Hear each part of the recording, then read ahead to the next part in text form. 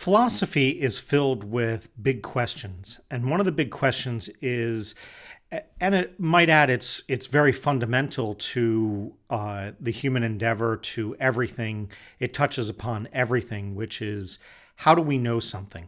What is it to say that we know something? In this week, we see, as we're reading the Meditations of Rene Descartes, a modern, the father of modern Renaissance, the father of modern thinking, the father of modern philosophy, Rene Descartes. And he starts with a type of radical skepticism. That is, what if we don't know what we believe in? What if everything that we have, we don't have a fundamental understanding of, we don't have a fundamental belief of? What if we start out with that I don't start with any assumptions? I first figure out what my founding assumptions are, and if I can actually reasonably expect that those are true. This radical skepticism starts the Meditations 1. He questions, what is it that I can know? And two ways that he approaches that is, one is the notion that we could be in a dream. How to explain a dream? A dream can be very, very realistic. You can believe those things are happening. How do we know that right now we're not just in some elaborate dream? So, what if we are in a dream state and there's some reality outside of the state that we're in? Two, how do we know that we're not some brain in which a scientist or some other person outside is manipulating the electrical units of our brain in some vat, and that the reality is that we're just a brain in a vat? In the modern world, you may recognize this as the brain in vats on Mars that forms the basis of a movie like The Matrix.